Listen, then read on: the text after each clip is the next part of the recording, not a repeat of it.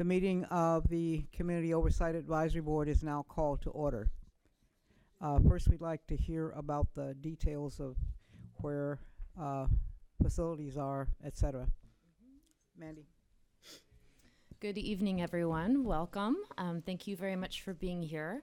I just wanted to point out that we actually have restrooms inside this room, so they're just directly there. And emergency exits are clearly labeled in the room, right there and right there. I wanted to let everyone know I usually introduce at this point Brad Taylor, who is our mental health specialist. He will be here tonight, but he had a scheduling conflict, so he'll be here in the next hour. And that's it. Thank you, Mandy. Mandy? These got picked up with my papers. Okay. So to start off, I'm going to read the elements or what it is that the COAB is responsible for. And you can all find those on this board here, too. The COAB shall independently assess the implementation of the settlement agreement, make recommendations to the parties and the COCL on additional actions, advise the Chief of Police and the Police Commissioner on strategies to improve community relations, provide the community with information on the settlement agreement and its implementation, contribute to the development and implementation of a PPB, Community Engagement and Outreach Plan, the CEO plan, and receive public comments and concerns. Those are the charges of the COAB. And I've asked Bud this evening to read the ground rules. Am I on? Yes. I am. As COAB members, we assume As COAB members, we assume responsibility for the quality of our work together during meetings, discussions, and all other communications. We agree to abide by these ground rules. Critique ideas, not people. Work towards shared understanding. Speak from personal experience without generalizing, using I statements. Speak to all with the utmost respect. Avoid crosstalk. Listen respectfully when others are speaking. Listen actively and attentively. Seek to understand. Share the air. Refrain from monopolizing discussions and encourage participation by everyone. Challenge ideas in a respectful manner. Avoid put-downs, even humorous ones, or other attacks on individuals. Ask for clarification when unsure or confused. Exit meetings in a way that is non-disrupted to the group dynamic. Recognize the legitimacy of people's feelings and support COAB members in expressing their feelings in ways appropriate to the setting. Hold one another accountable to keep agenda, times, and focus. Support the chair in managing meetings. Turn cell phones off or to vibrate and make no calls or texts during meetings except in case of emergency. During meetings, use laptops only for meeting business, note-taking, and assigned tasks. Use the parking lot for thoughts and ideas not relevant to the current conversation. Thank you. Thank you, Bud. And then Amy has some news on one of our agenda items. Good evening. I'm Amy Ruiz with the COCL team. Just wanted to provide one update on the survey agenda item. Members of the COAB received what was marked as the final survey earlier today, which we received from DHM this morning. However, in the course of the day, we discovered that there were a few errors that we believe were more Scribner's errors. It was like the number of respondents was not quite right. It was off by a few. So in the interest of getting you the absolute best survey report, we pulled it from the agenda tonight. We will get you the final as soon as that is corrected and if any other corrections need to be made. And then we'll bring it up at an upcoming meeting for discussion should folks want to ask any questions about that.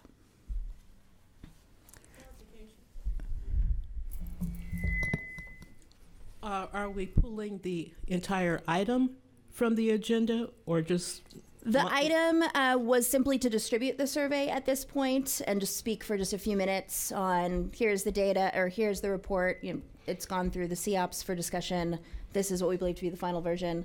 So we'll move that ahead to a future agenda. Okay, I would just request that when the item comes back to us, that we're prepared for a full discussion of the This will- entire report as Absolutely. opposed to how it was presented on the agenda as a snapshot. Yes, this will allow us to do that as well. Thank you. Okay, Tom. I've asked about the different survey of the PPB, the police officers, and can't seem to find it, and the COCO hasn't been able to produce it. And I think it's important to have that survey also available publicly and discussed. And I can let Tom speak to that. I think Tom responded to your email earlier this week that that's on his to-do list to get that posted to our site shortly. Okay.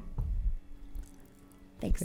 With that, a major part of our evening is going to be devoted to listening to the Portland Police Bureau present information on community engagement, what it's doing, and interest in what we think it should be doing, the ways in which they do the work that they do regarding community engagement.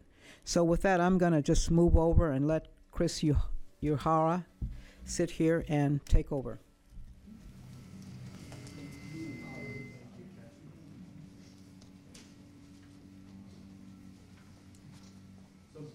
Good evening, everybody. My name is Chris Uehara. I am the commander at North. I'm assigned to North Precinct, and I've been with the Portland Police Bureau for a little over 25 years. Tonight, I brought a couple other folks that you see out here in uniform, and we're all going to have an opportunity to speak to everybody about the Bureau's efforts as it engages the community and what basically outreach means to us.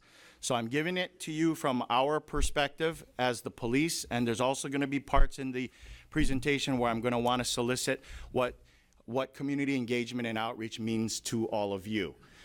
Out of the 5 areas that we've been charged with as an organization to drill down and look at regarding our training, our mental health, the accountability piece, use of force, all of these pieces that the DOJ settlement agreement with the City of Portland has asked us to look at, I can honestly say that I believe that the community engagement and outreach piece is by far the most important piece of all of that. They're all important, but without the engagement with our community and having open and honest dialogue where we can learn from each other and help the Bureau be a better police bureau, my question would be, why are we even here as an organization? So I want to just instill that fact to you from me that I just firmly believe that this is vital and important as we move forward. Some of the goals tonight, I actually have 2 big goals that I hope people will be able to take away. Number 1, to understand the overall spirit, if you would, of what the Police Bureau is doing and how we're engaging the community. And I say that because there is, I'm not sure, Mary Claire, did we pass out the other packet? Does everyone have it? Okay, so there's another pretty thick packet with about 300 plus partnerships and relationships that we have as an organization. And I'm only going to be able to scratch the very tip of the surface. And so I want you to kind of look at that again as an overarching spirit, that when we say that as a police bureau, we engage groups and we engage, we have relationships and partnerships established. Try to apply that, if you would, to the number of entities that are on your handout. And so that's why I say I want to leave you with a sense of a spirit. And then the second goal is to leave with an openness and an understanding and a willingness to explore new relationships with us and help us get there. And I think if those 2 things, if we can accomplish that tonight, and people walk away with a better understanding of the Police Bureau, and we in turn can hear from the community and understand what you want us to do, and together we can build this out. And that's why we're here. We are here to build the community engagement and outreach plan together. So with that, another thing, so I want to talk, I heard Bud talk about some of the rules of engagement. One of the things that I'm going to purposefully try to do is I'm not going to comment about past incidents, and I'm not going to, I'm going to try my best to avoid using names in the discussion, and I absolutely cannot comment on any ongoing investigations. So I hope that's clear. So with that, community engagement and outreach, again, if you follow along on the handout that I gave, 2 of the bullet points are italicized because those are both areas that we have already accomplished. The 2 on the top that are bold are the areas that we still have work to be done. So I'll let you, rather than read it to you, I'll let you just kind of follow along and look at that. What are the values of the Portland Police Bureau? Well, people ask us that all the time, and every member of our organization should know it. But out of the values, I think compassion and respect are the core pieces that we have to embody as individuals in the organization.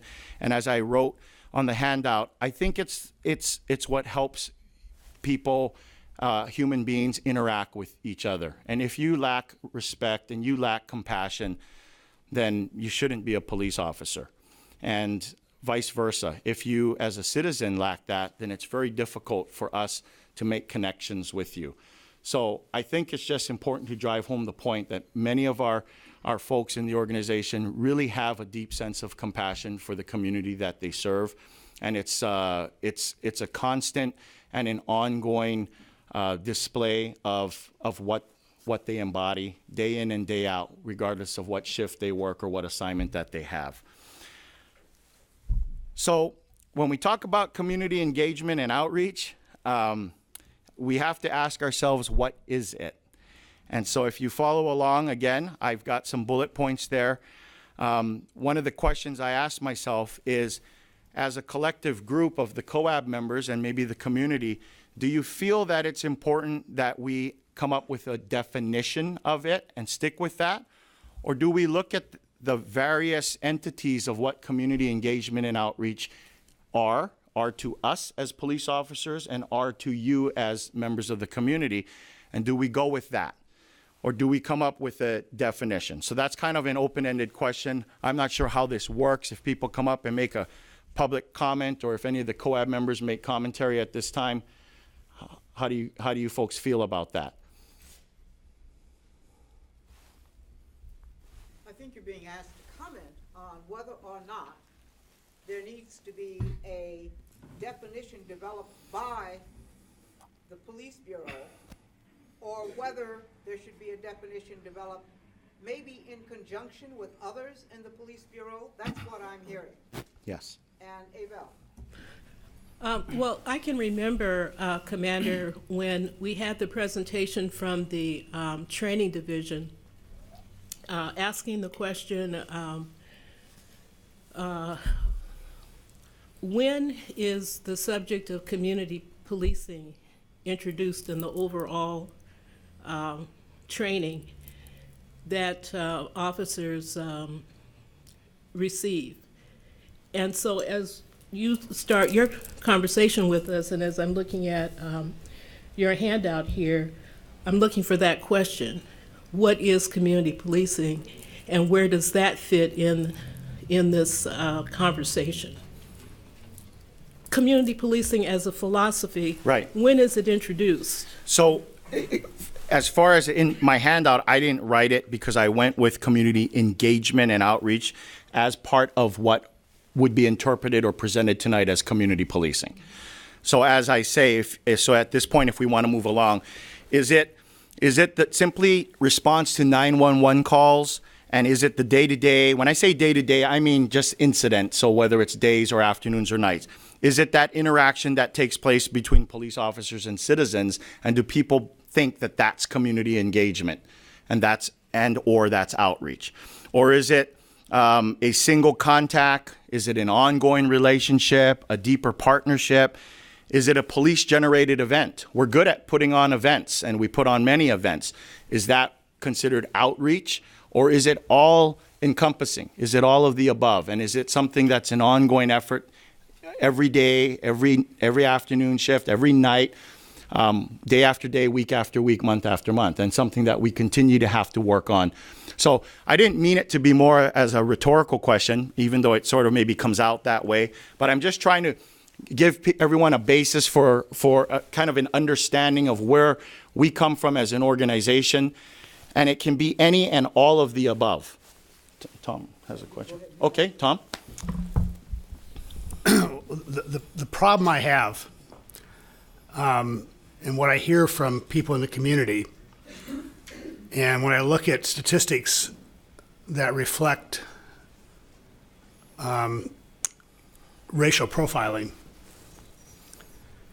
it seems like it's hard for the community to accept or buy into the notion that, particularly with people of color and African Americans, that you're seriously being productive in community engagement when the community believes that you're treating people disparately, either because of individual bias or because of practices within the police bureau.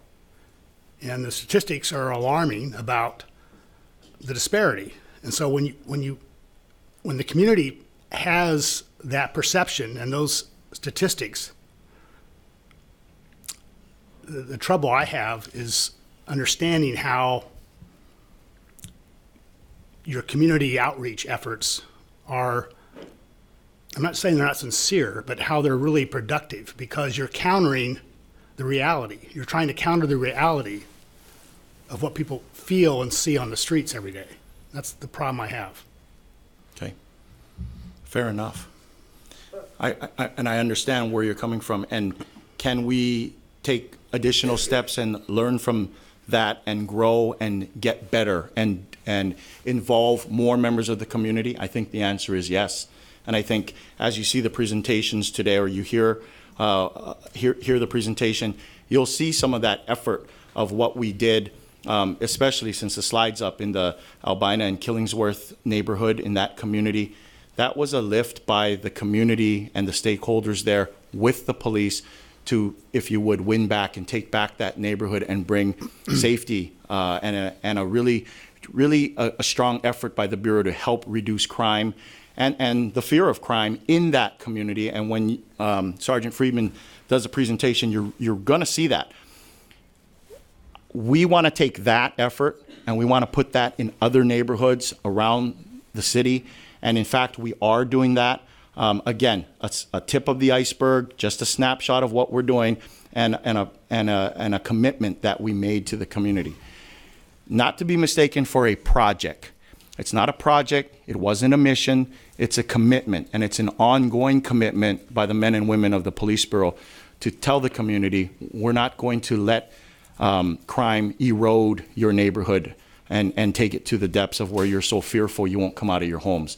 And that presentation is pretty good. So I hear what you're saying, and I'm hopeful that when you see the presentation, you hear what we did, that you'll see that the effort and the sincerity of what we did is alive and true.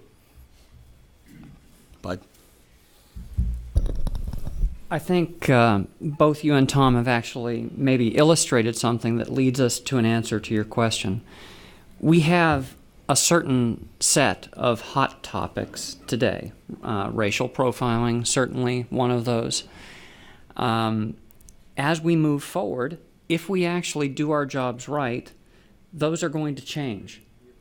We're going to fix problems and priorities are going to shift. New problems are going to pop up. So in answer to your original question, I would suggest that this list of priorities, which is how I see what you presented, needs to evolve with time. It needs to keep up with the priorities of our community as those shift and as their perceptions of policing in our city change. So to go even further on your question, I would say that there needs to be some sort of like every year or every 2 years or something like that where we keep coming back to it and saying to the community, what are your priorities? Where do you need us to heal next? Thank you. Any other? Rochelle? Jim, you got it. I have a little concern about the methodology here. I think all the community outreach and engagement that you do now is wonderful, but it lays on top of some issues that have never been resolved in the community. You can talk about them in a variety of ways, the truth and reconciliation way, or other ways of just having the police apologize for old hurts that still are remembered, particularly in populations of color.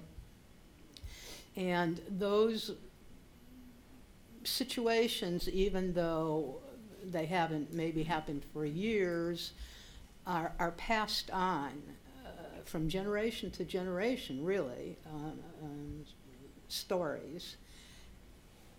And I'm of the belief that you got to fix the sores underneath, not just patch on top. Thank you. Thank you.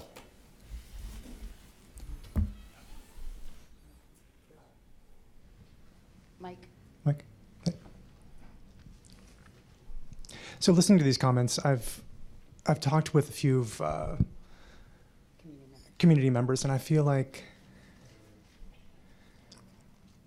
what would make me feel safe and make me feel satisfied, and I feel like the community would agree with this, being in conversation with many of the members, that they would like to hear that their complaints are identified and that the problem is being addressed through analysis and not through putting it behind and ignoring it, but actually addressing it and really trying to solve that problem. And I really see that would be more of what we could call community engagement. Not to just help beautify the community or to make it look nice temporarily. That's good. But I think the interest lies more in how you identify the problem, what are the problems, and how you are prepared to address those and resolve those. That's all I have to say about that. Thank you. Jimmy? Well, I do think that we need to get together, the community, the police, and everyone else involved in the city that want to be involved, and come together with a kind of a clear, definitive definition of what community engagement outreach looks like and what it should look like, and how we should almost act accordingly, as if we'd had a mission statement, as if it is a mission statement, but it's developed by everyone involved, everyone in the total community of Portland. Now, how we do that is, I think we're going on the right track now, but I think we need to come together and get some definitive mission statement definition of what community engagement is and what we want to do with the community engagement and outreach. And included in that should be all the truth and reconciliation kinds of things. All that should be a part of the brief definition of what community engagement should look like. And I think you were on point when you were saying, is there some definition that we can all come together with, or something we can all agree on, that this is what community engagement looks like, and we can come back. It's fluid, and it's going to be ongoing. We have to come back over and over and over, months and months and months at a time, to see if it's still working. And not only that, whatever we come up with, whatever the community comes up with, officers, all 900, all 1,000 officers will understand it and will act accordingly to that definition of what we see as community engagement, what they see as community. In other words, we want to become a cultural shift. And I think we can do that. I believe we can do that, but it's going to be some work. Great, thank you.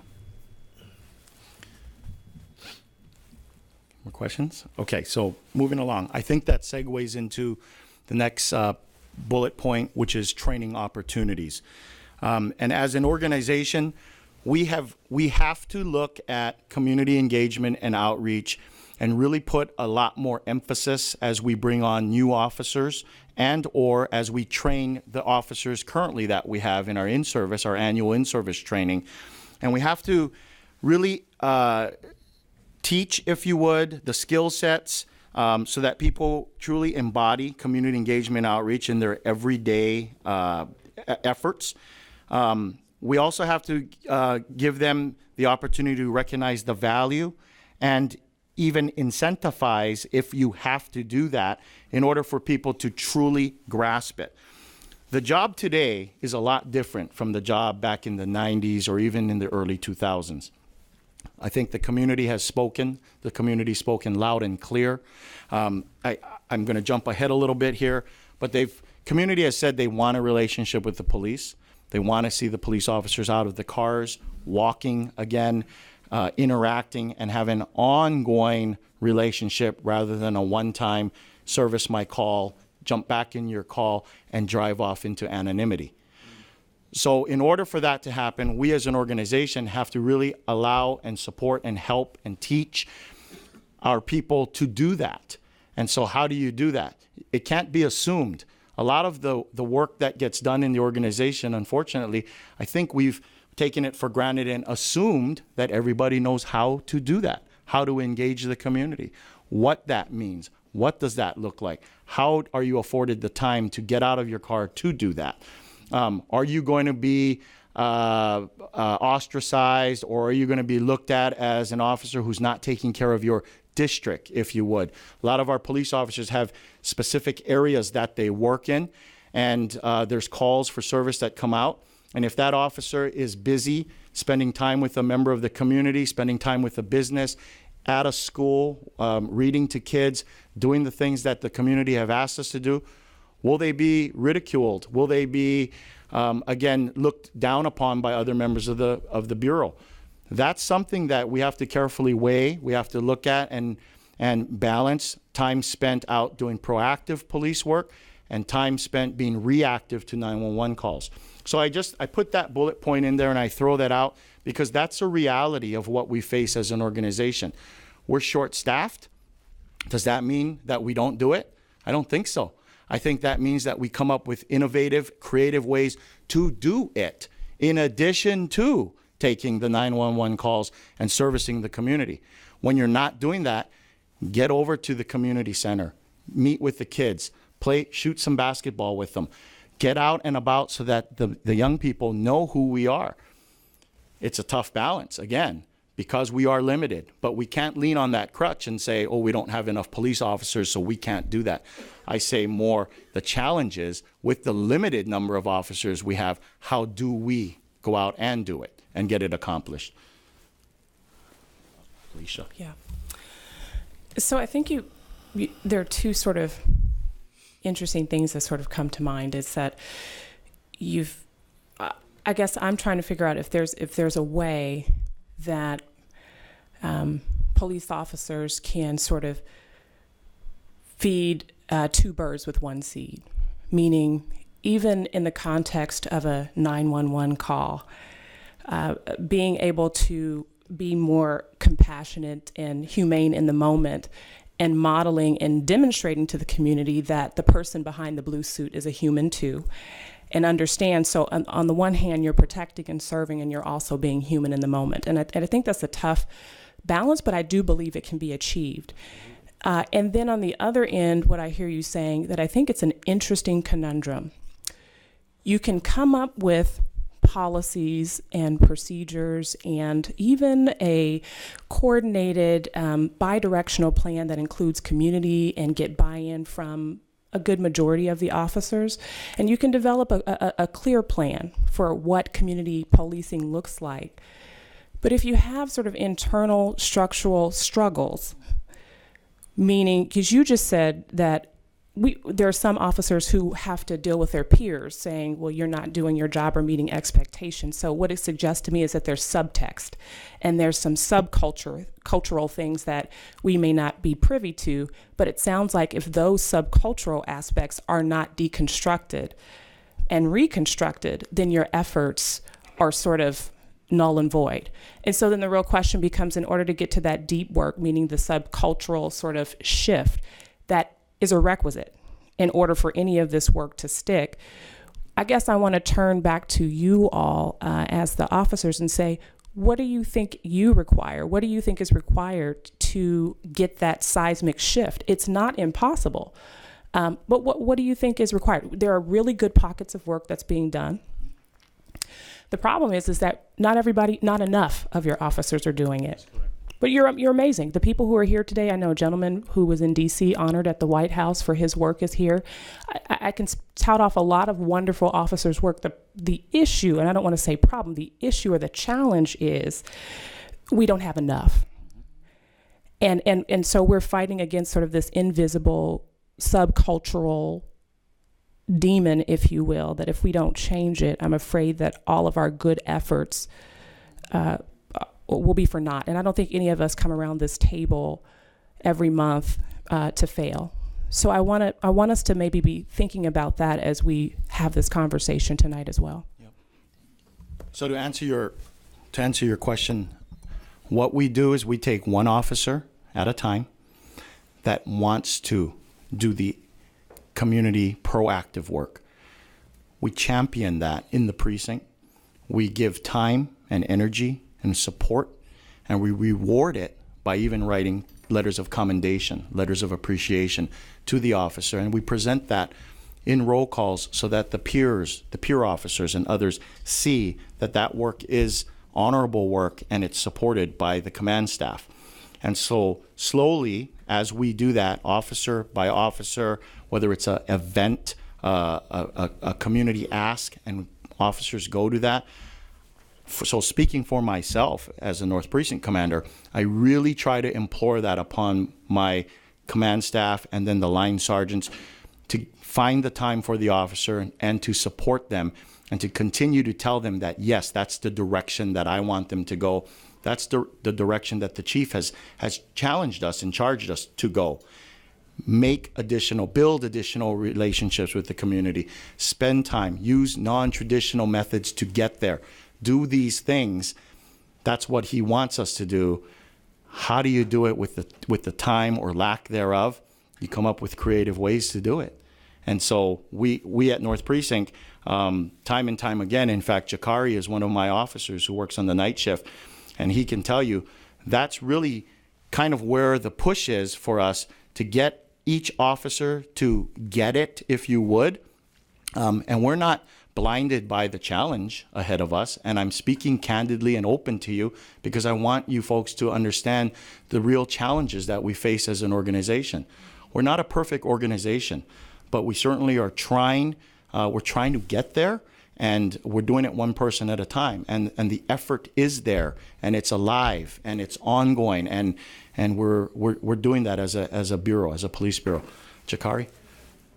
Can I just, do you feel like, I'm sorry, it's a follow-up. I'm sorry if I'm out of order.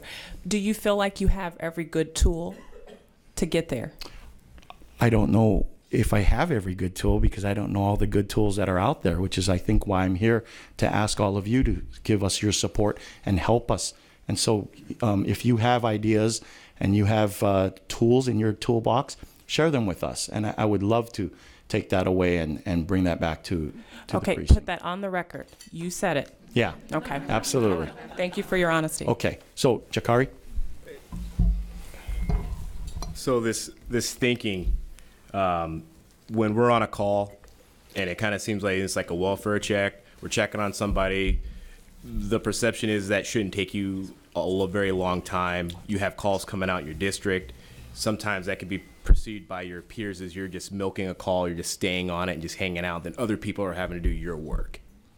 So it's more of a mindset of, I don't want to look like I'm lazy to my peers. I have a good work ethic. I'm not going to let somebody else do my portion of my work.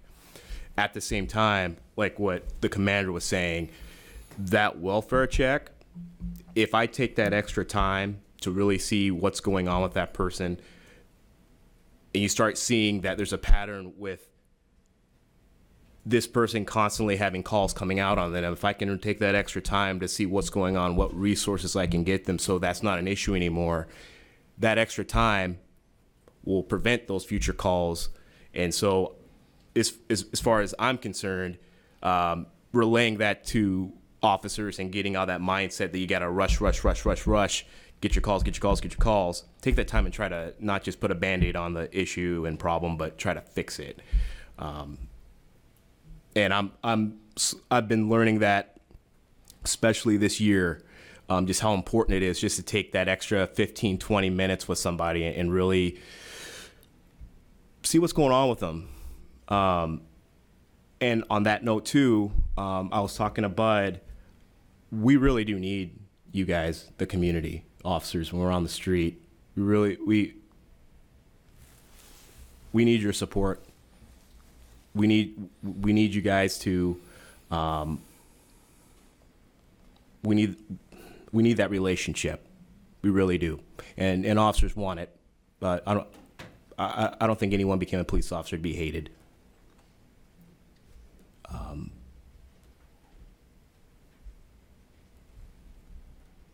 You guys don't know how much it means to us when we're just out and someone comes up to us, and we may have came from a pretty rough call, and we're not so happy, and someone comes up to us from the community and asks us if we're okay.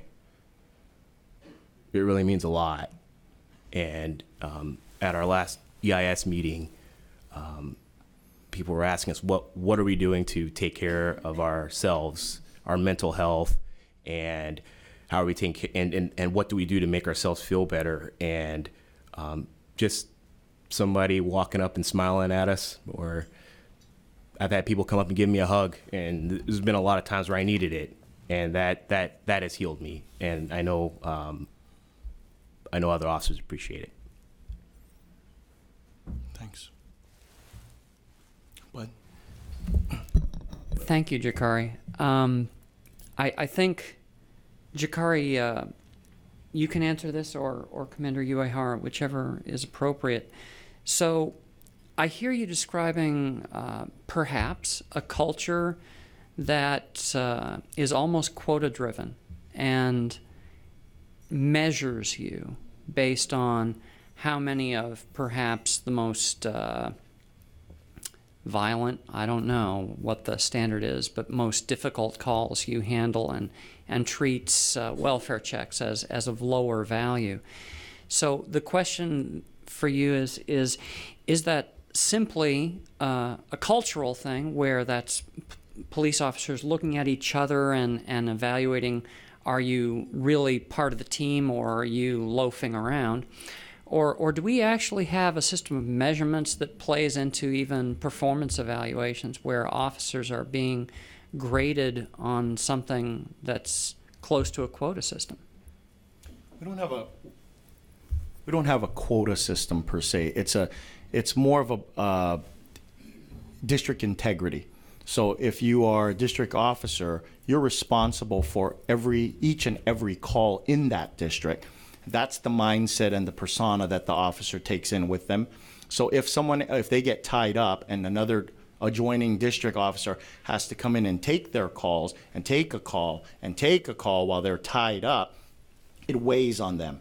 And there's some, today you and I are working 2 districts adjoining, and I'm taking all of your calls while you're busy. Right. Tomorrow, you may return that favor back to me. So there's no quota system per se, but if somebody's always tied up doing follow-up or taking those extra steps to really connect on that service level, and the other officers nearby don't share that same value system, that's where that strife and that's where that divide takes place amongst the officers. And it's not to the point where it's destructive and awful, and I don't want to work next to this officer, but it's a feeling of somewhat guilt that the officer carries that didn't take those calls, even though they know they were doing exactly what it is that the command staff, the police bureau, is asking them to do.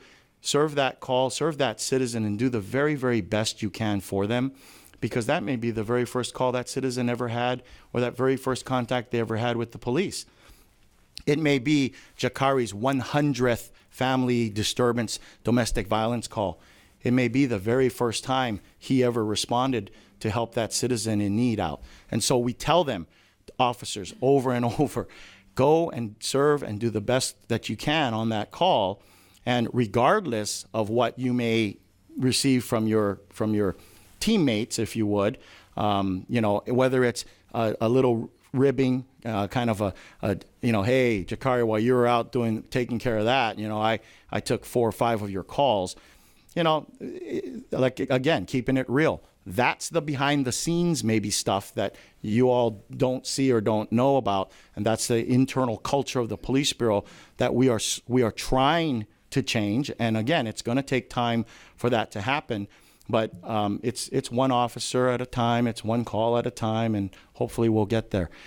Senator Gordley, I know you were anxiously awaiting. I can remember a period of time in the mid-'80s into the early '90s, Commander, when community policing / community engagement worked well.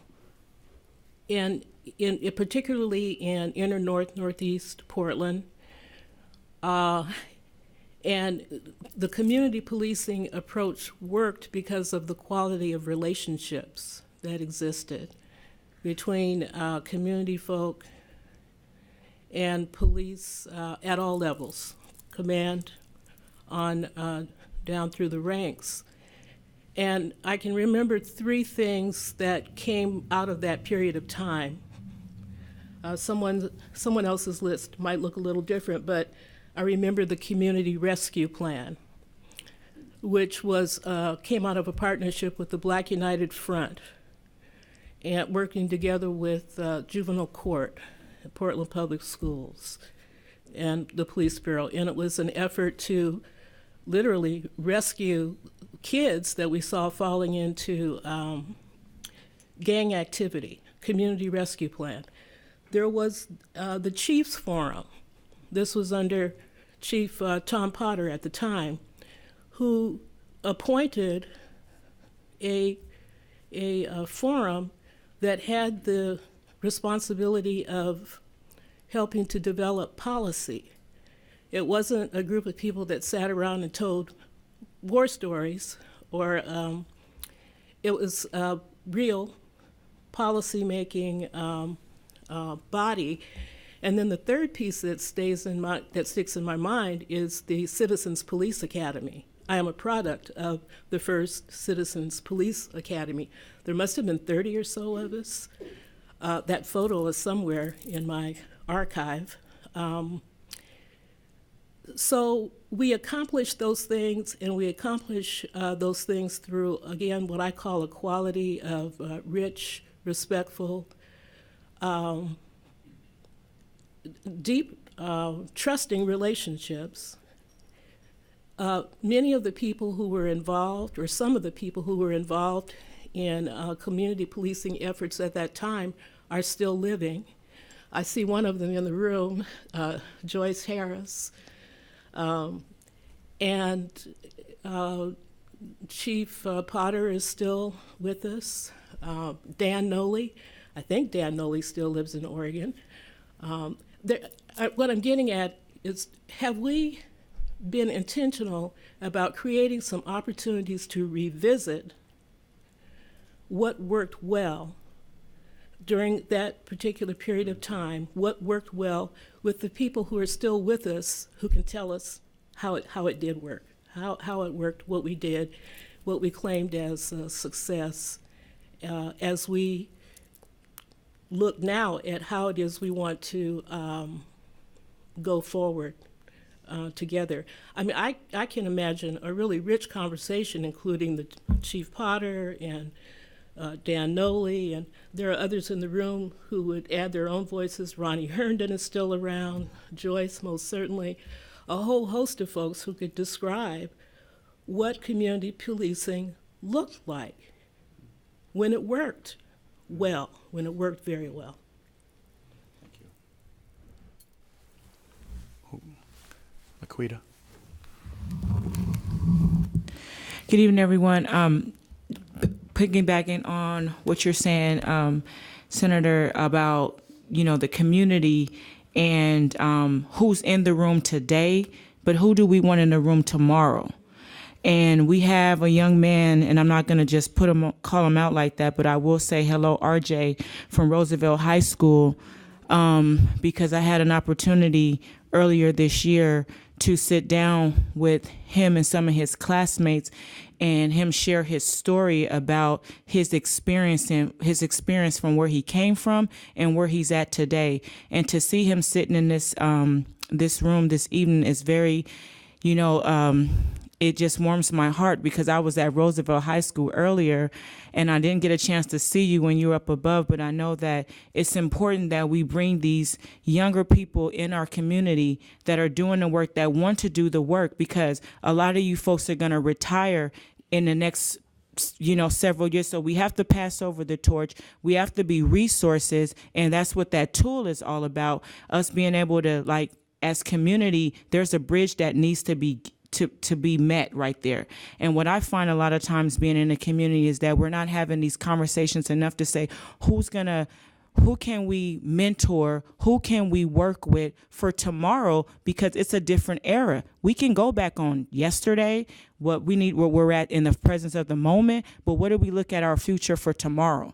Because this is a growing city with a lot of different energy in this city and a lot of different conversations. So I really thank RJ this evening for being here with us, because he is our future and he has a lot to say, and he taught me a lot that day at that table. So it's important that we build these relationships with community members. And I know Commander, he's here probably because of that relationship, because you were very, adamant about building with him that day. And so it's a pleasure to see that continue to keep happening. And that's what we want to see for tomorrow with our youth, being at the table, helping us with these policies that needs to be changed, because we're talking about their interactions every single day.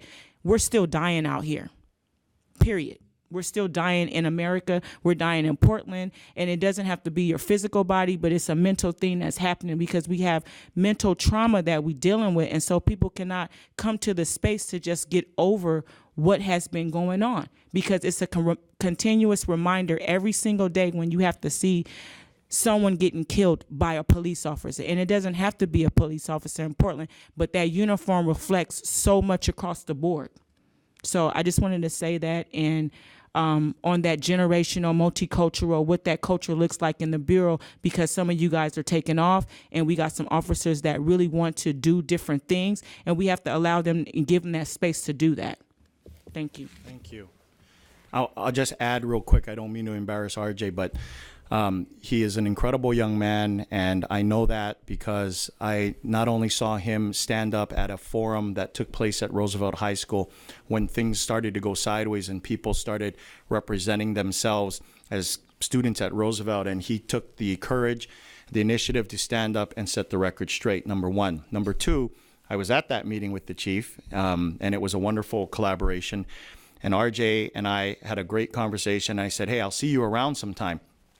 Not only did I see him around one more time or two more times, but those three more times that I saw him in the community, he initiated the effort and came up to me and gave me the handshake before I could get to him.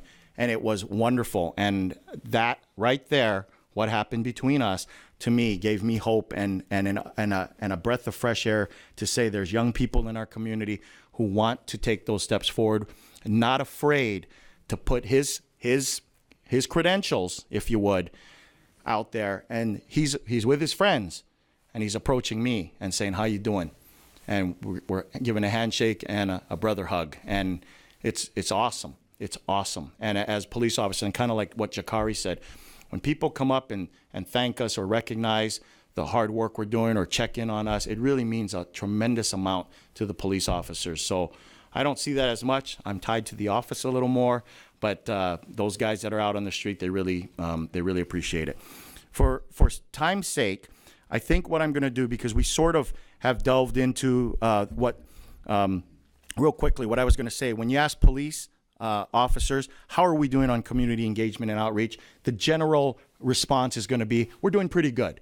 We're doing this, we're doing that. That's just from the police sense. When you ask the community, they're going to say, well, we'd agree that you do good in some areas, like we heard tonight, but there's a lot of work that needs to be done in other areas. And in fact, in some areas, you folks are failing. You're falling short and you're failing. And so I wanted to put that on the record and recognize that. That was another part of my presentation. There's a lot of little sub-bullet points in there I was going to delve into. Maybe we can have another conversation later. But again, for time's sake, I've got a group of folks that I want to have come up here to talk to you so you can kind of see what all this means, and when it comes down to the actual action on the street, what the police are doing, I want them to present. So with that, I'm going to ask Sergeant Tim Sessions from our Youth Services Division to come up and give you a little bit of perspective of what we do in that realm with dealing with the youth. And I think he's bringing RJ up to talk about a project that Roosevelt High School did. So if you folks want to come up, come on up.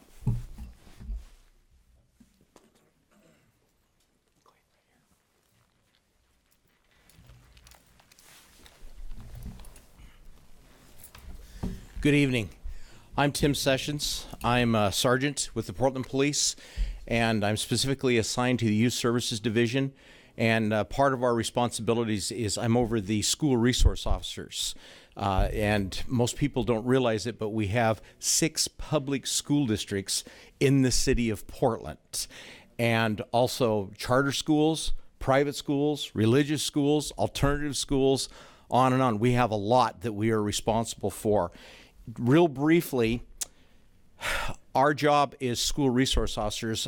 A title that we're trying to push away is school police, because there's been a definition in the past about that school police are those police officers that are assigned to the high schools and sit and wait until they're approached when a problem arises, if you will.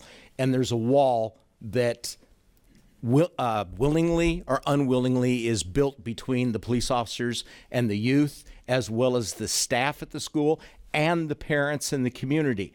So one of the jobs that we've been doing is that to get that stigma away, that we are school resource officers. In other words, it's officers who interact with the students, not only a handshake, a smile, a conversation, but how many officers actually offer their time to help a student on homework? Not saying that we're the best. Is that we won't talk about my teachers. Will give you some things about even my parents. But the point is that interrelation.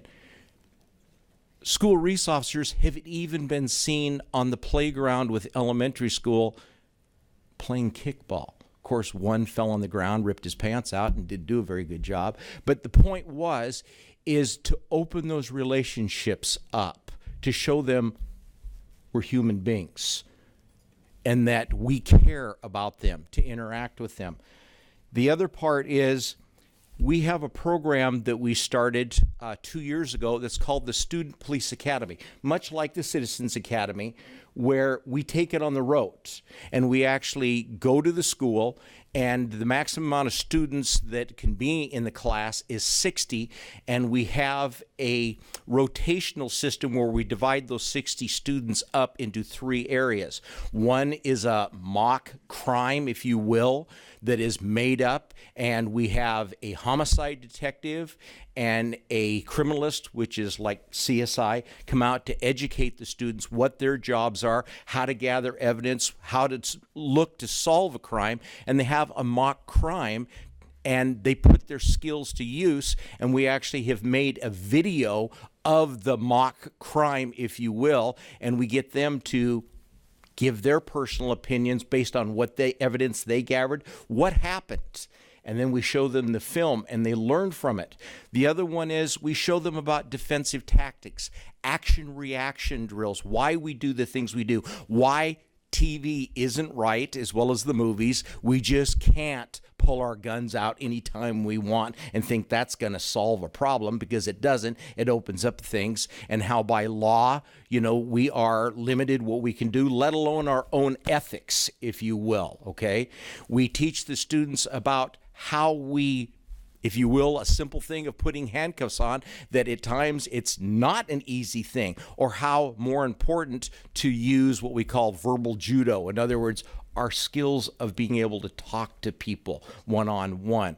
The other thing that we do is we have a golf cart, and we put these glasses on the students. We call them beer glasses. There's different levels that simulate a person being under the influence of alcohol, and we have them drive a simple course with the police officer with them that has control of the cart that can stop it, and to show them you don't want to be under the influence. And then we did a step further. We get them to have tablets and do text while they're driving, but they have to drive the course, not with the beer glasses, okay? And to show them, no, it doesn't work. It really doesn't work to do two things at once.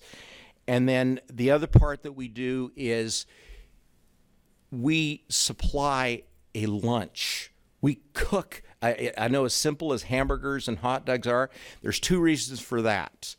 How much do you learn of a person one-on-one when you break bread with them? Okay, hamburgers, hot dogs, but the bun counts. And the point is, we don't want the students to leave because it's harder to bring the students back after they've left and they go someplace to eat. We keep them together, and we keep that conversation with the officers, the detectives, command staff that are there, and we even invite school staff to participate on this. And we've done this now 6 times at some of the high schools, and it has been a tremendous success. And because of that, some of the students have asked and wanted to join and be cadets with the Portland Police.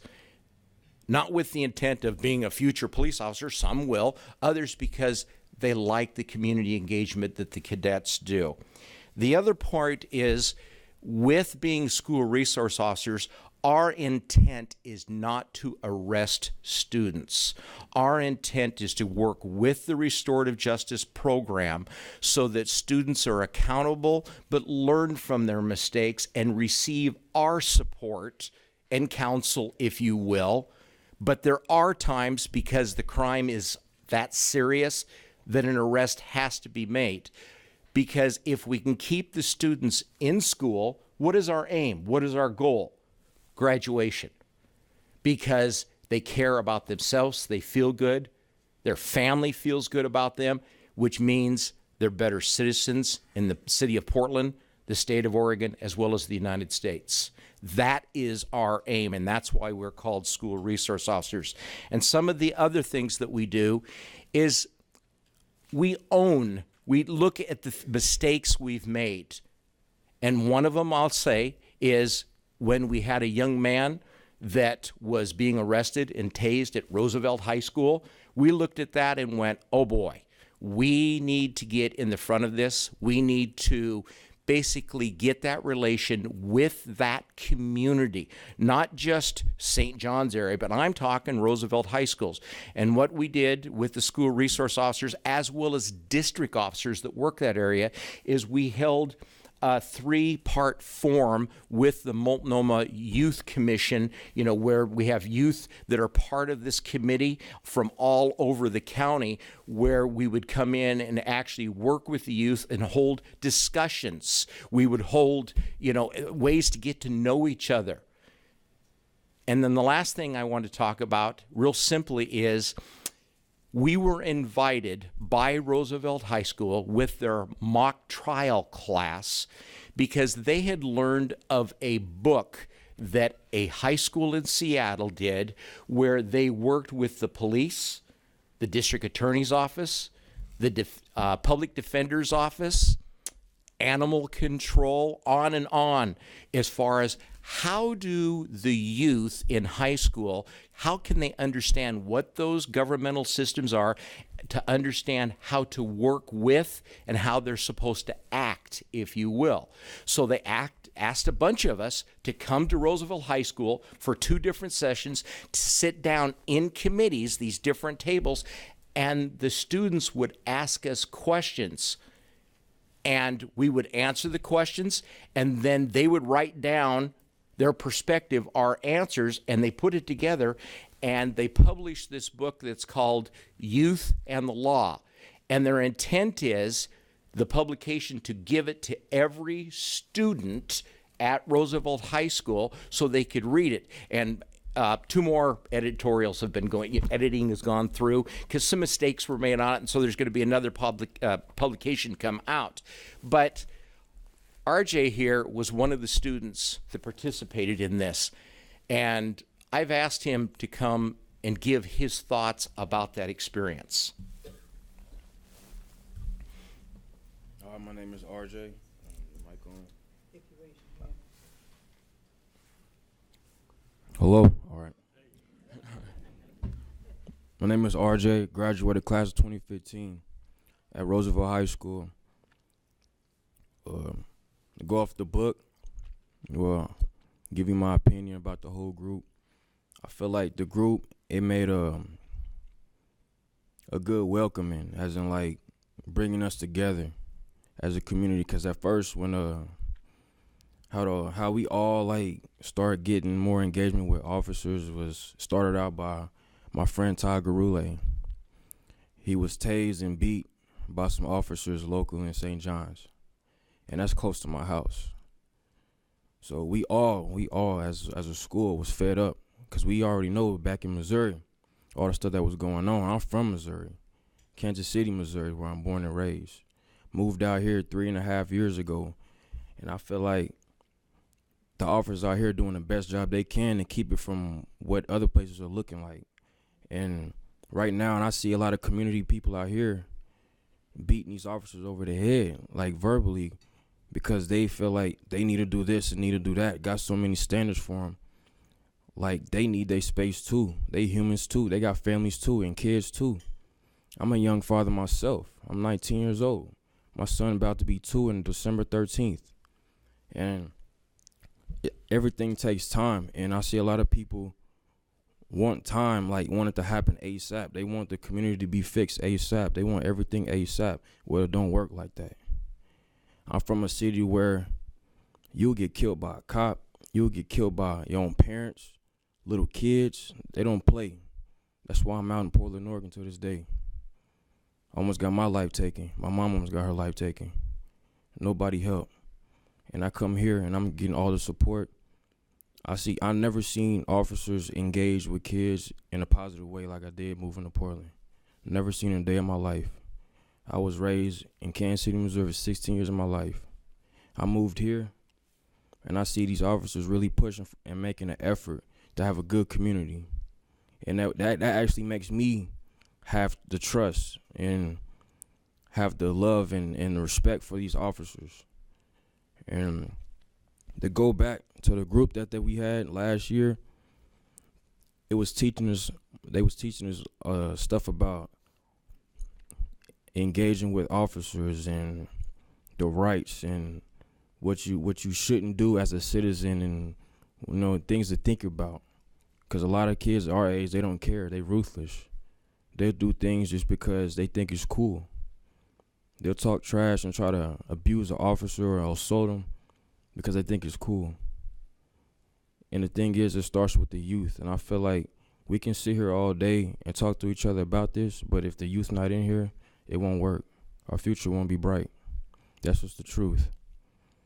I feel like besides just having me in here on the day, like more meetings like this, I don't know if y'all have meetings like this every month or whatnot, but I feel like more youth should be in here and speaking their mind, because they the ones in the streets every day. They the ones living on the streets homeless, no place to go. And like I said, moving out here to Portland, I ain't never seen officers engage so positively. It amazes me. It makes me feel like I can raise my son in this neighborhood. And I heard about Portland and how it used to be and everything else. It's a big jump from what it used to be. That's right before I got here. And then now that it's good to have these meetings here and to talk about things and be open and be 100% and real with each other about, because that's what we need to do. Don't sugarcoat nothing. Sugarcoating things would only make it worse when you think you're making it better. And I'm sorry, I got a lot to say right now because my mind going crazy. But from my experience with officers, I had bad things happen to me In Missouri, when I engage with officers and I'm getting sustained, I never got taken to jail, but I got sustained because I was accused of something, of having a pistol or the crowd that I was hanging around. I was in a SWAT kick-in when I was 9 years old. Had a gun pointed to my head. In the back room, I was sleeping. I see my sister get thrown against the wall. We was at our friend's house. They raided the wrong house, but they had to cover it up because they messed up. And they planted heroin in the house. We didn't have heroin because we had babies in our house. Nobody sold drugs. We lived in a jacked up community, and it's still jacked up to this day. I know everybody hears about the stuff that's going on in Missouri University, everything that's going on in Ferguson. That stuff is on a daily.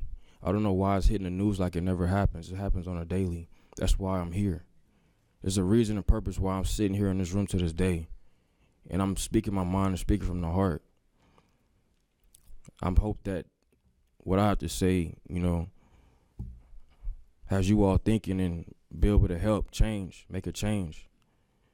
And that's why even just young as I am, a lot of people at Roosevelt look up to me as a big brother, as a mentor, because I'm loyal to my people. And I give back to the community and to the youth because I care. No matter how young I am, got to educate one another and build one another up. So that's why I spend most of my time in Roosevelt. And then I even take my son along to some events so he can learn. He's 1.5 right now, but he's going to eventually learn once I plant that seed. That's my legacy that I'm leaving behind when I leave this earth. So I feel like we should always have open space for the youth, because I don't get I look on the media and they having all these conferences and all these meetings and everybody's saying what and what not to say and all this crap going on TV. But I'm like, where's the youth? We the ones causing all the ruckus. We the ones that's hurt too.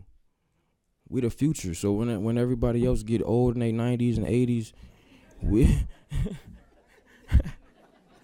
my fault. I'm sorry. But I mean, when everybody else get to them latter years, I'm sorry. I mean, the youngest is the ones that's gonna be the doctors and lawyers too, which is why I'm continuing to teach people that's my age.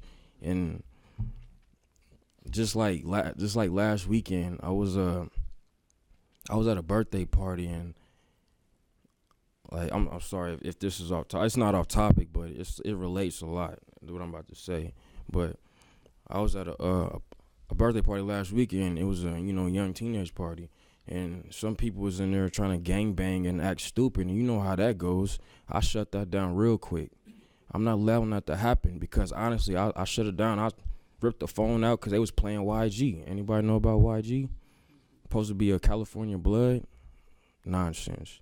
But everybody started throwing up gang signs and stuff, and I ripped the phone out the wall, and I told everybody to shut up, because I was like, if you don't know the history of the gang that you repping, what's the point of repping it? And I told them, do you know what gangs was really made for? Gangs was made to protect our community from the dirty authorities that's out there. I'm not saying authorities as in good and bad. I'm talking about the people, the ones that's dirty, undercover, under the sheets, But gangs really made to protect each other, and everybody's using to kill each other. Just like I was talking to one of my mentors, said FBI and the CIA and police bureau and stuff like that, that's a gang too, but it's just organized. But then these young cats out here, they twist the game up, and they don't know where to turn to, and they don't have leaders to show them the way. Because nobody want to step out and be different. Everybody want to be the same. Everybody wants to follow each other. Which is why I continue to show the love to the officers in front of my friends. Everybody know that I associate myself with officers and, people in the community that's high authority, because I want them to see that not everybody's the same. Everybody's human. So everybody just assume that every cop is dirty. Oh, F the 12, this and that. That's nonsense, man. Like these officers right here, them showing me love like they do, that's what got me that trust, because I never trusted officers because of the stuff that I was going through in Missouri. My heart was broken. I had family that was killed by officers, and it hurts me to this day. And just by them showing me that love, built that trust and that bond back. And I'm quick to go anywhere with them. Show me some, different scenery, or tell me a little bit more about, the law and, stuff like that. I'll be glad to bring my son along. That's how much trust that they got from me.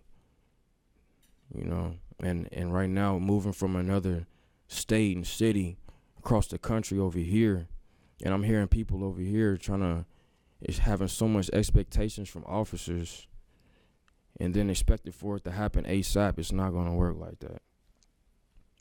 Like I said, like Laquita said, take time.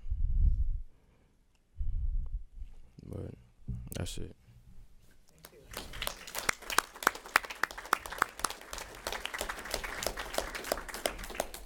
Thank you. So for the sake of time, again, we're going to modify our presentation, and I'd like to call Sergeant Mark Friedman up to give the presentation that you see on the screen back there.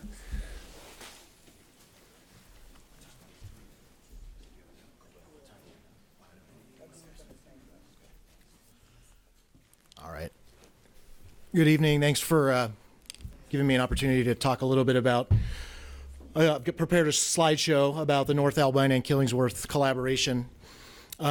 Just real quickly, Philip, during our introductory or some of the discussions we had earlier, the commander had asked what community outreach means to some of the community members up here, and it struck me that he said, and hopefully I'm not mischaracterizing this, but it's not about beautifying the neighborhood, and it's not just about solving problems today. It's about solving them hopefully forever, and reflecting on community concerns specifically. And I think that you'll find that this commitment that we've made, the police bureau has made in the North Albina and Killingsworth area, will show that is our goal as well, which is to solve the problems long term, not just solve them for the day or for the week or for the month. So without further ado, I'm going to jump right into this. For those of you that aren't familiar with North Albina and Killingsworth in the northeast Portland, it's the core area. This is a map that kind of demonstrates what that area looks like. So you have North Albina that runs north and south, and Killingsworth that runs east and west, and it's a very diverse mixed-use neighborhood. One of the striking features about it is it's a transit hub. It houses a public library. There are 2 high schools. One of them an alternative high school for non-traditional high school for students that haven't been successful generally in the traditional high school environment, and the other being Jefferson High School, which sits off to the east of the intersection. And then essentially the dominant feature of that neighborhood is Portland Community College. It's a Cascade campus. It serves about 22,000 students approximately every year. It's the largest community college in Portland Community College's system. So the thing that strikes you if you work in this area is that it is an educational hub. That is, it is filled with youth. There's a variety of minority-owned businesses that dot the block as you move up and down, especially on Killingsworth. And if you've been in Portland for a while, you'll know the history of this area. It's historically been known as a place that's not very safe, and the statistics that the Police Bureau has access to bears that out. These are statistics from 2010 that our crime analysts were able to put together. Shows that you were 9 times more likely to be robbed in that neighborhood. You were 3 times more likely to be the victim of a crime if you're an African American.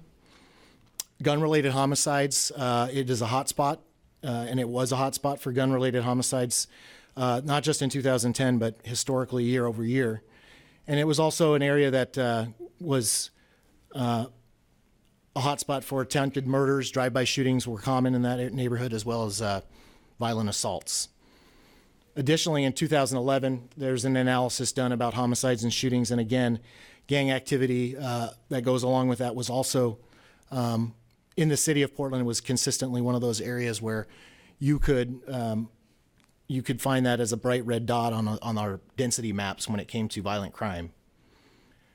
So North Precinct, in 2011, there was a couple of very high-profile incidents which occurred in that neighborhood. In one particular instance, there were six high school students that were shot during a shooting outside of Jefferson High School. There was a homicide in that neighborhood, and the president of Portland Community College at that time is Dr. Algie Gatewood. He asked North Precinct to engage. He asked us to engage in a little bit different police work in that neighborhood than we had been doing for many years. Traditional law enforcement tactics were not working, and he wanted to try something new. Dr. Gatewood was the chair of the Albina Killingsworth Safe Neighborhood Commission. That was a group of stakeholders that they organized in 2006 and continued to gain momentum moving into 2010 and 2011. And it was a collaborative group of folks that were meeting on a regular basis. It consisted of school leaders, both from the high schools and from the community college, from the Office of Neighborhood Involvement, the district attorney, and the Humboldt Neighborhood Association. They were meeting every month to discuss tactics around making the community safer and how do we accomplish this. And in 2011, the precinct made a commitment to start working collaboratively with the neighborhood in a different way. Again, traditional tactics, missions, that type of police work was not working. So one of the things that the precinct did was we started having officers out engaging with the business owners, students, community members that were in that area, with the school leadership, and we started asking them, what is it that you want the police to do? So as opposed to the police coming in and thinking we had all the answers, we started engaging very intensely with the community and asking them, what do you think the police bureau should be doing? What should we be prioritizing? What are we missing here? And how do we solve some of these longstanding problems, particularly around violence? And what we found surprised us. Community members were very concerned about the high-profile incidents that were occurring, the shootings, the violent assaults, the Measure 11 Part 1 crimes. But more than that, they were concerned about the fact that a lot of the quality of life issues that were going on in that neighborhood on a day in and day out basis were not being addressed adequately by the police bureau. And in fact, the environment in that neighborhood was playing a large role in that. And so we looked at like I said, the Albina Killingsworth Safe Neighborhood Commission had been meeting for several years, and they had a historical piece of paper that they had been gathering over the years in their minutes, basically, that they had kept for every single meeting that they had had. And what we found was that, and I've highlighted some of those things on the slides up there, they were talking about some of these geographic features, the wall, the fact that there were convenience stores that were catering to street inebriates, selling malt liquor and fortified wine and drug paraphernalia to people, making that readily available to them. They were concerned that the police bureau was out in the neighborhood doing a lot of enforcement-related activity, but it wasn't solving the problem. Cascade Campus had done its own survey back in 2010 where they were looking at doing some bond improvements. And again, some of the comments that we found in that study were that people in the community felt like the Albina Killingsworth area was the worst corner in the neighborhood. People were talking about how scary that area was, how it wasn't uncommon to see 20 drug deals in a week. And that more important than that there was a feeling that the violence in the neighborhood was discouraging students from coming to the campus to receive an education. And so the areas that the community had specific concern about that contributed to these to the livability issues in the neighborhood were this area called the Wall. I put a picture of it up there so you can see it, and it's a retaining wall. It sits at Mississippi and Killingsworth. It wasn't uncommon in the summertime to see 20 or 30 or 40 people stacked on that wall that were engaged in drug dealing, street drinking, prostitution was going on there. There were recessed entryways, alcoves, if you will, that people would use in the area that also facilitated criminal activity. A lot of drug dealing and drug use was going on in these areas. There were There was a phone booth, one in particular, adjacent to the wall. It didn't work most of the time, but it was used as a hub for drug deals and drug sales. Some of the bus shelters, again, it's a transit hub. You have a ton of bus lines that service this area. The bus shelters were being misused by some of the criminal element in the neighborhood, and they were using those as cover to not only stay in there and drink when the weather was inclement, but also to engage in drug dealing. And then again, going back to the convenience stores, there was a feeling from the community members that the convenience stores were building their business on a profit model that catered specifically to street inebriates and to drug users. If any of you recognize what that glass pipe is in the middle up here, people, if I ask people what that is, almost everybody knows what it is. It's a crack pipe, right? Well, the businesses in that neighborhood would tell you, no, it isn't. It's a souvenir rose. And in fact, they sell those as a souvenir to get around our paraphernalia law in the state of Oregon. So they sell as a legitimate product, but it's really a crack pipe. And the Brillo, the chore boy that you see there, some of the stores were so bold as to not even sell you the whole pad. They'd rip a chunk of it off and sell it to you for $1. And that's some of the issues that the neighborhood was telling us they wanted the police department's help with. So the collaboration philosophy at the Albina-Killingsworth Safe Neighborhood Commission was we were going to work with the community members to identify acceptable behavior and standards of behavior for people who were in and around the North Albina and Killingsworth area. In partnership with them, our goals were to reduce Part 1 and 2 crime, to reduce the need for ongoing enforcement, to minimize the impact that police enforcement had on youth specifically, and to improve our legitimacy with the people in the neighborhood.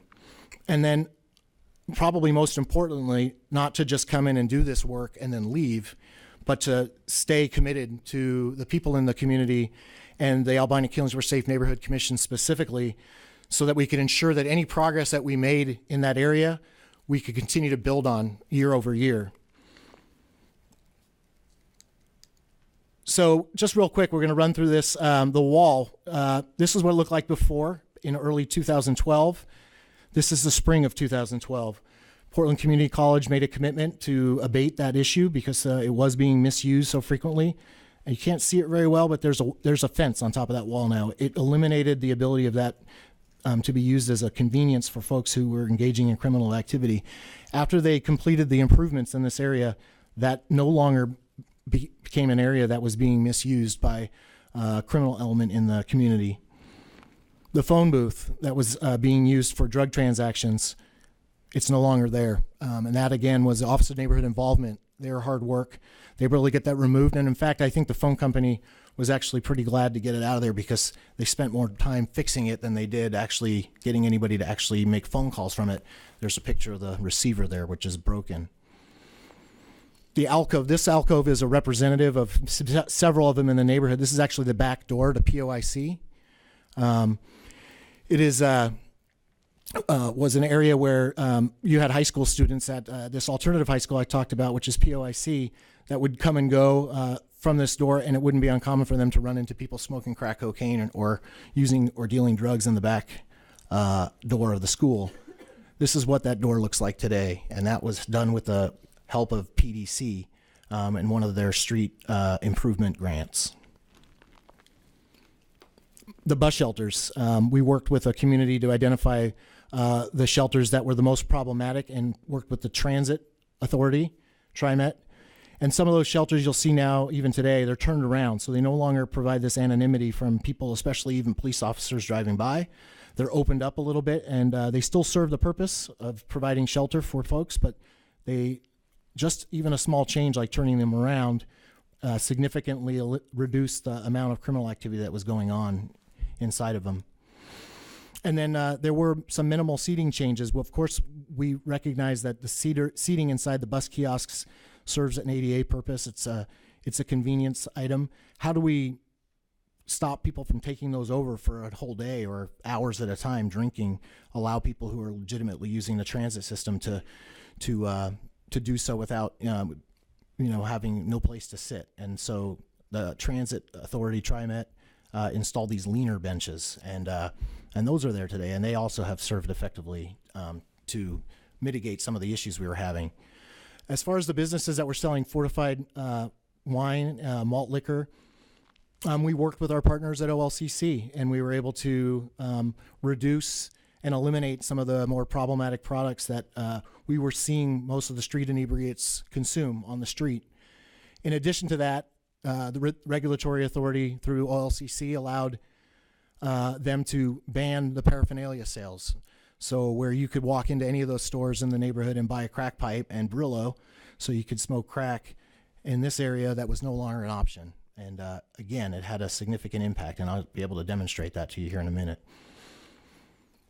This is a key part of our work that was done in the neighborhood, and this is mentorship and alternatives to incarceration, and it speaks to our desire to seek to reduce the impact on youth. And so there were youth that were subject to enforcement, but similar to a lot of these desires we've heard already talked about today, especially through the SROs, how to maybe restorative justice is a better way to handle a lot of the youth offenses that we came across. And so our deputy district attorney, who was working on a 3-year burn grant, was able to work with a faith-based community, 1145, for those of you who are familiar with them. And those folks were able to serve as a mentor to a lot of the youth that entered the criminal justice system, and hopefully engage with them and allow them to see the error of their ways and give them some options and access to resources so that they wouldn't reoffend. Additionally, 1145 offered the police bureau and the community support in the form of physical presence. So 1145 made a commitment to have their members out in the community walking in the area of Albina and Killingsworth, reinforcing a lot of the community expectations around behavior and acceptable behavior in the community. And that was a tremendous help to the efforts that were occurring there as well. So just real fast, we've done a study of sort of success. What is it, how did it look for all of these changes? This is I'm glazing over quite a bit of the work that was done. There was enforcement that was part of this as well. But during the operational period, we saw a 16.1% reduction in crime in the Albina and Killingsworth neighborhood. At 1 year, you can see Part 1 crime, violent crime specifically, decreased by 70%. And then we go out 2 years, and those increases continue. We sustain those increases. Part 1 crime is still down 50%. And this is at a time, mind you, that citywide crime, and particularly Part 1 crime, is climbing. So those are fantastic crime reductions for this area. 2, our calls for service, which is important because preserving officers' time to do proactive police work is very important to us, especially given diminished resources.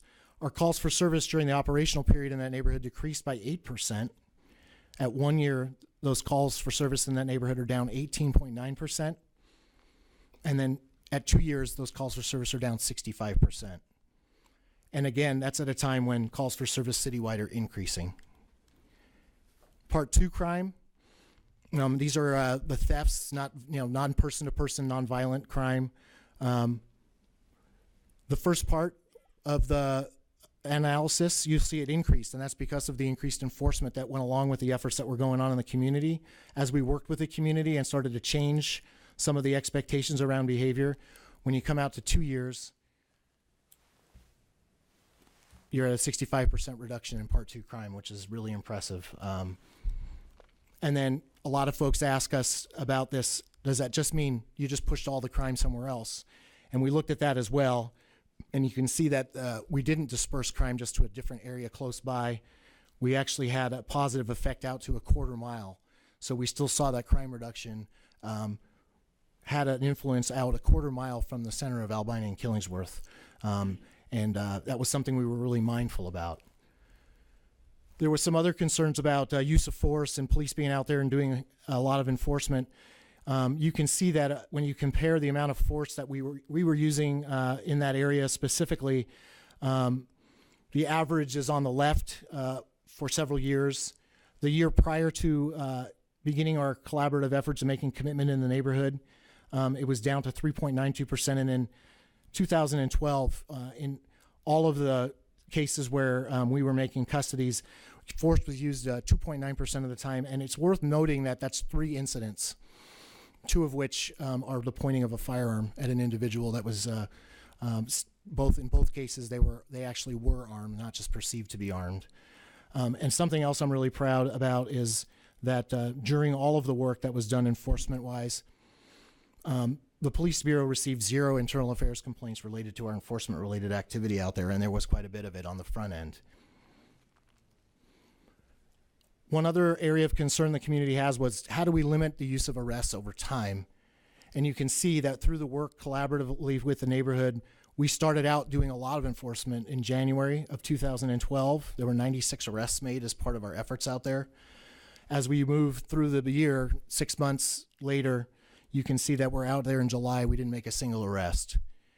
And that is due to the collaborative efforts of not just the Police Bureau being involved in this, but the community coming together with the Police Bureau, working together, finding solutions to a lot of the issues that were contributing to the crime, explaining to the community members that are the desire for the community to change a lot of the things that had been accepted that were going on in that neighborhood over years and years was no longer going to be accepted by the community, and that if you were out there smoking marijuana or you were dealing drugs, you should expect the community to call, and you should expect the police to show up, and you should expect to get arrested and go to jail. And as we had those conversations over time, you can see that it started to have a positive influence on a lot of the behavior that was going on in that area. So moving forward, like I said, we didn't just want to come in and pat ourselves on the back 6 months and go, well, you did a great job, Police Bureau, let's just call it a day and we'll move on to something else. We've continued to be committed to the work that's going on in this area. In fact, the Police Bureau, in conjunction with the Office of Neighborhood Involvement, signed a partnership agreement in 2013, which memorializes our commitment to the area with all of the other stakeholders in that neighborhood, so that we are every month, the Albina Killingsworth Safe Neighborhood Commission gets together, a group of stakeholders that you see here and many others that are, it's open to anybody that would like to come, and we talk about what's going on in the neighborhood. And as issues come up, each one of these partners that has a stake in the neighborhood is able to jump in and address issues that arise, whatever they may be. Sometimes it doesn't have anything to do with the Police Bureau, and sometimes it does, but the fact that we're still committed and we're engaged in talking to the community about what's going on, it's an expression of community engagement and outreach, but it's not necessarily something you would think of right away when the Police Bureau talks about community engagement and outreach. This is some of the things that we're doing in the precinct to engage the community in day-to-day work. And this is one of numerous examples in North Precinct specifically where we do this type of work in an engagement and outreach type capacity. And that's what I was hoping to talk with you about. So any questions? Yes, Phil? So there were a few pages earlier on in the presentation talking about 2011, 2010, and I'm just curious what it looks like now, 2014, 2013, and 2015. I'm just curious why that maybe was not included. Well, I'll be honest with you. Part of this presentation was prepared as part of something that I had done earlier for a different project. So the analysis was done at our request all the way out to 2 years, specifically because we were presenting this as part of a different project. It's a very time-consuming project to ask our criminal analysis unit to cull these statistics on a yearly basis. One of the things that I find we're really fortunate with is as we've done our work in this neighborhood and we've had the improvements that we've been able to accomplish, we have our fingers, I guess, on the pulse of how we're doing in the neighborhood, what crime looks like, how comfortable the community members feel about being in their neighborhood, walking their neighborhood, interacting, what type of activity they see occurring. The major crimes, part one, crime specifically, drive-by shootings, violent crime, we don't see it. We don't see it at the level we saw it back in 2010 and 2011.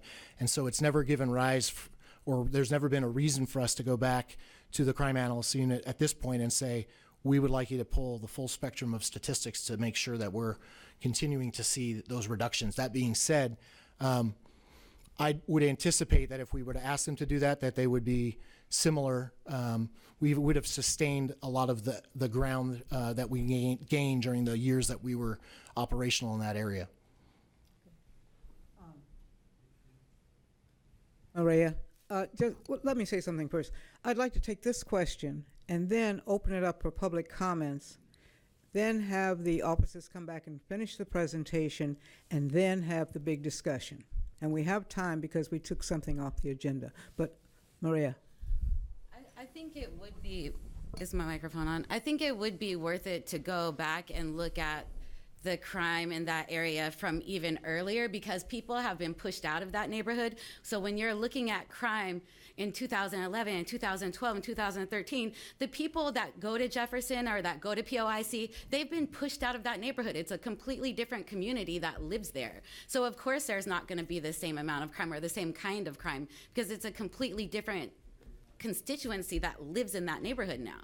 So I think it would be worth it to go back and look at how things have changed, and also maybe try implementing some of these programs a little bit further out, like around David Douglas or around, you know, like we heard that there was work going on around Roosevelt, but a little bit further out where there is a lot of things happening because people have been pushed out. So I think by a little bit of luck, maybe it looks like crime is going down because the neighborhoods have been completely gentrified. So it makes it look like crime has just went down, and it's all because of these community projects. But I'm not so convinced that that's the only reason why crime has went down, because of these partnerships with the police. Thank you. But I'm just saying, just look at it. I'm not saying you aren't doing a wonderful job. So I'm not trying to cut you down or anything. I just grew up in that neighborhood, so I'm just saying, check it out. Thank you.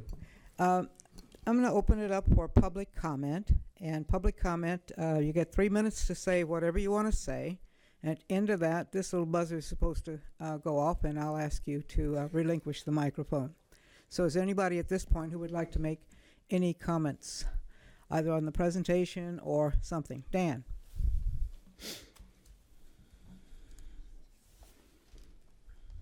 Good evening. I'm Dan Handelman with Portland Cop Watch. And, I'm finding this discussion very interesting, but we started the discussion by saying we're not going to name any names, even though we're going to have a frank discussion, and I don't think you can have a frank discussion unless we're going to be naming names. I was very glad to hear the young man say the name of Ty Garuli. I'm not sure what's happened with that case. I know the IPR was investigating the officers involved in that case, but no outcome has come of it, and that incident happened 14 months ago. So, and there's really no talk. I mean, the word accountability showed up on the screen or in the handout, but there's no real talk about the accountability issues. I mean, there was a discussion about the amount of use of force that might have gone down in this area, but there was no statistics about who was targeted for arrests in that area. And we got that paperwork, and it was 89% of the people were African American who were targeted under that program that you just saw. So, it works to tie a child to a chair when they're being unruly, but that's not necessarily the right thing to do.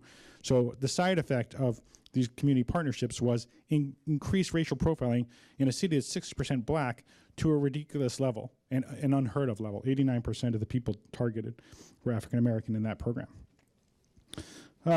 We sent an email earlier today responding to the comments that were made by your chair at the last meeting. I think all of you got a copy of it. If you didn't, I have a copy with me.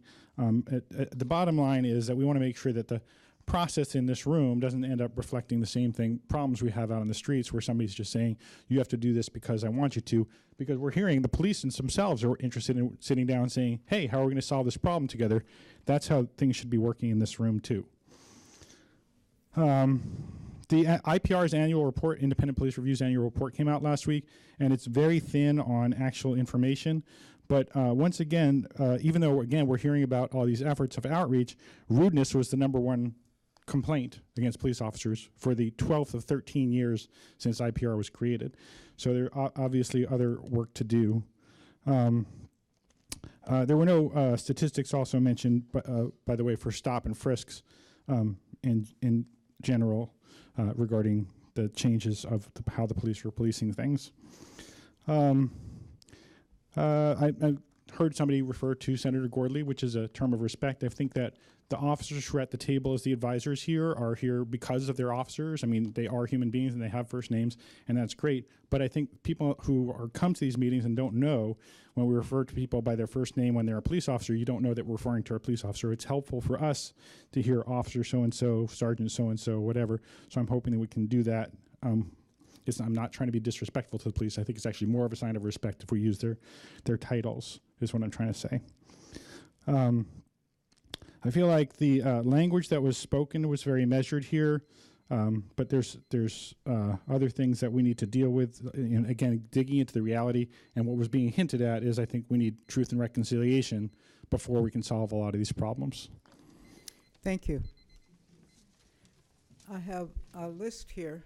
Are you on the list? If not, I'll get you. Okay. Well, the thing is that Hold on. over there, I didn't want to interrupt the meeting and put my name on the list. Okay, well, I'll get to you. Okay. Let's go to Brad. Where are you? Right here. Do you have a text from Ann? I do. All right.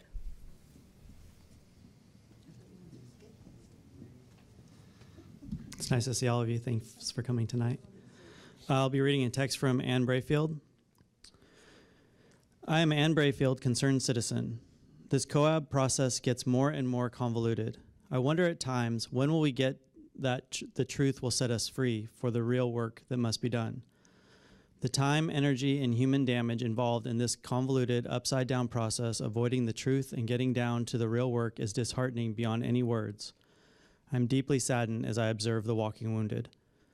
I recommend the wisdom of Wendell Pierce in his interview with OPB's Dave Miller in Portland earlier this month. And there's a requested link to Think Out Loud to get to that if you'd like to listen to it. Thanks. Thank you. Calais Lubin.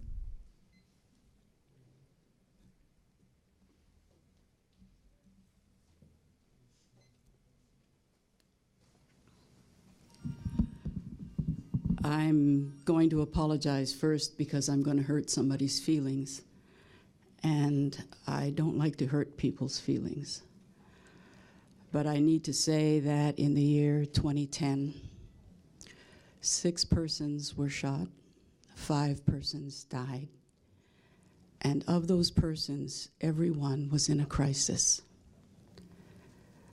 I'm happy to say that the very first person to whom I gave my research is now the chief of police. At that time when I gave him my research, I apologized with tears streaming down my face because of the pain. There is no compassion without passion. You have to care. And if you do care, you will hurt. I have felt your pain, all of you members of the COAB. I know that you're suffering, and I'm suffering with you. But I need to say something else. The second person who received my research is also in this room, and it was Amanda Fritz. And she began to work on the problem. Chief O'Day is working on the problem. It isn't solved. In fact, it recently was compounded when the medical examiner here decided to call a police homicide a suicide by cop. That set us backwards. Portland is in the international press. It's in The Guardian. So some of us are proud, some of us are simply hurting, some of us are working very, very hard. One of the things I learned recently at a conference is that Watts turned itself around because gang members went into a transformation brought about by the community. And because they went into a transformation, because the police went into a transformation brought about by the DOJ, they were able to cut their numbers down to an acceptable level and to raise their pride in themselves and their help for one another. If Watts can turn themselves around, I think Portland can turn itself around. And once again, to those of you members of the COAB who were given so little in the way of support and foundation, and given so much work and such a grueling deadline, be aware the DOJ solves our legal problems for us if we will do it, but our community problems will remain ours. And if it means anything to any of you, I love you all. Thank you, Clay. Ted Lubin? I yield to anybody that needs the time. Thank you. Paul Fishman? No, I didn't sign up to talk. Well, you've got little ditto marks here. Okay. Nancy? I sure hope that people listen carefully to Clay. She's a wonderful woman. Her husband has also worked in the community all over the world to change our approach to how we live with each other. And I think this is the place where we can create that atmosphere, and we're starting to do it. But I am concerned that in all these stories from the police, there was no mention of the protection of the Constitution, which everyone in this country, we have a pretty good one. And when I hear about behavior of someone, I'm also concerned all the factors in our society that cause problems. Nobody mentions the poisons in some of these neighborhoods that are spewed because of their poor people, usually of color. And I sometimes feel when I'm in a protest and I see the police, and I wonder what goes through their minds about these conditions that create the need for protest. So I come from an era, and I wish this young man were in the room right now, because I could give him a few lessons on starting activism at the age of 20, because my friends were dying in Vietnam and killing people that really, why were we there? And we were challenged and listed by police officers, FBI, CIA, and I'm still on surveillance lists because I've associated with Black Lives Matter. I believe in the Constitution.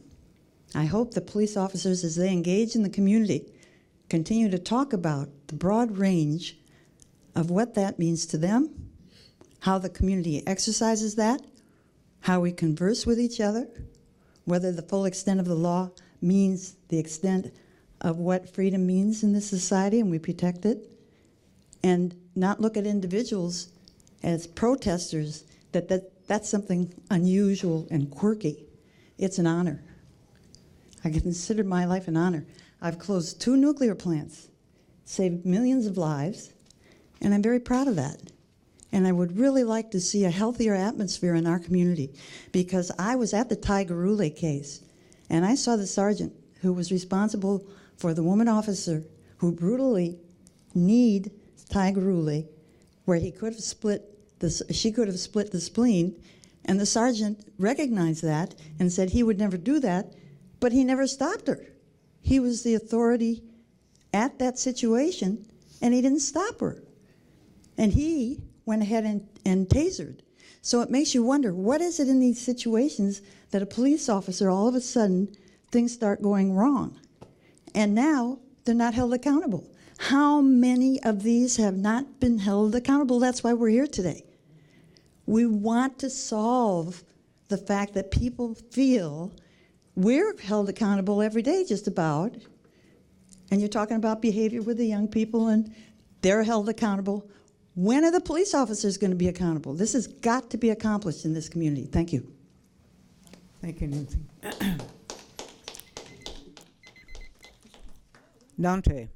Dante James.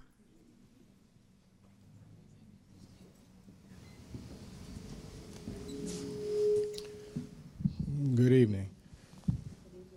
I appreciate the chance just to come and offer some thoughts. I've been engaged or involved in some version of this since it was a negotiation in Sam Adams' office. So I appreciate the hard work that each of you is doing and I know the expectation on you is unreasonable, and you're still doing it, so I appreciate that. I'm hesitant to speak because I know and respect so many of you sitting at this table, so if I might, I want to speak to you as an entity. Just in my view of the last few meetings that I've seen and how this has worked, I guess I would ask, challenge, beg you to remember the charge of this committee, which is to improve the lives of the community. And what I've seen and felt from you is dissension amongst yourselves and an inability to respect each other, understanding there's going to be and there has to be difficult conversations at this table.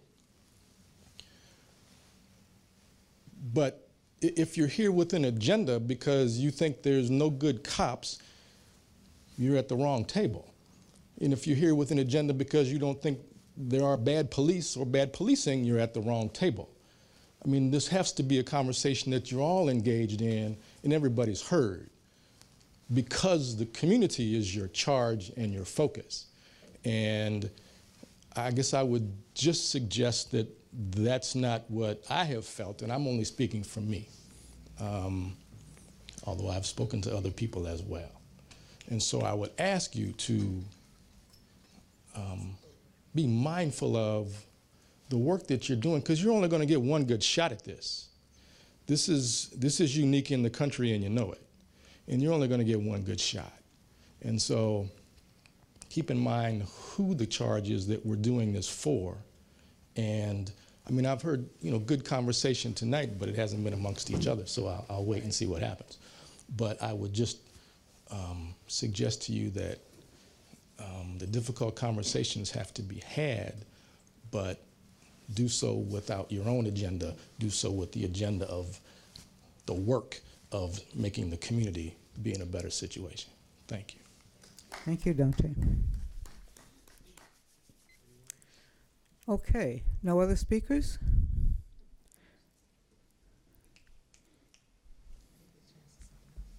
I'm Jan Friedman. I'm with Disability Rights Oregon. I agree with certainly all the speakers who have been up here. And I haven't been to all these COAB meetings, so I'm not sure exactly how they've all gone, but I've heard a lot about some good collaborative police work and that sort of thing today. I'm hoping that members of the community also are invited to be the program for a COAB meeting, and so they can talk about how it's working for them interacting with the police, how it's different today than it was 2 years ago or 6 years ago or before there was mandatory CIT training.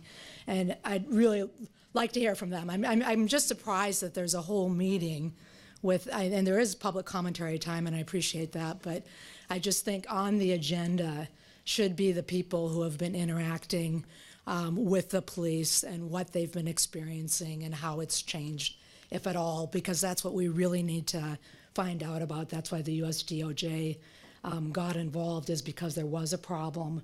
Does the problem still exist? And we need to hear from the voices of the people with disabilities who are interacting with the police. It's good to hear from the police and what they think is happening, but that is not the same thing as hearing directly from the person with the disability. So I'm just hoping that that's a planned part of the agenda or can be part of the agenda.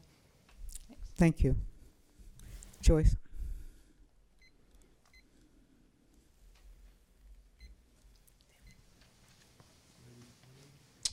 I want to just follow up on some of the comments that Dante made. And just to say to Lakita, I'm the elder, but I'm no ways tired. And there's a lot of us who aren't. Like wine, get aged, you get better. Anyway, I've been kind of following a lot of the discourse. And I have been somewhat disappointed, dismayed, because I know that whenever you bring a group together and when you're, forming, storming, norming, and all of that stuff, but there's a sense of urgency in your work. We have been through a lot of these conversations individually, collectively. We've seen people die. We've seen people get injured. We've seen people be afraid. And so we need to get this group to a point where you're moving forward with this work. Because even though people may not be here, they watch what you do. They hear about what you do. And I want to commend all of you because this is hard work. It's taken up a lot of your time. And I just want to publicly thank all of you for your commitment, for your passion. But I want to see you move. Let's move this agenda. Let's talk about community policing. And I'll talk with you because there's a lot of things about community policing that we need to look at. What does it look like? How do we know that we are engaged in community policing? You know, and I can tell you for myself, many, many years ago, coming in a room at King Neighborhood Facility and feeling like I was walking into a war zone with the police. And then we began to have conversations. And those conversations led to some understandings and working together. Now, it didn't happen with all police, I'm gonna be honest with you. But the ones that were able to see that their job would be far more effective if they had relationships with people in the community are the very ones I still have relationships with today. A.C. Modica was assigned to me when he was a pup, and I was the chair of the Vernon Neighborhood Association. He had just come into the Bureau. And every month, he would come to my neighborhood meeting, and we would talk. And then, you know, it grew into a situation where, you know, other people would talk with us. When we had the gang enforcement team back in the 80s, it was a community. And there was trust that was built. And so I'm saying to you, we can get that back.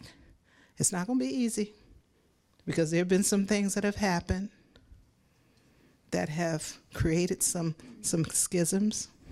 But many of us in this room, outside of this room, have worked so very hard to change what's happened in this city over decades. And so you are the ones. And I want to say that even though you don't see people here, you know, we see you on TV. We follow what you do. And just know that you have our support. And once again, thank you so very much for the work that you've done and for the passion that you bring to this, because it's all about saving lives and creating new avenues of collaboration and relationships. That's all I got to say. Thank you so much, Joyce. I'll have to see you. Why don't we take a 10-minute break? We'll come back and we'll resume we'll end the presentation and we'll have dialogue.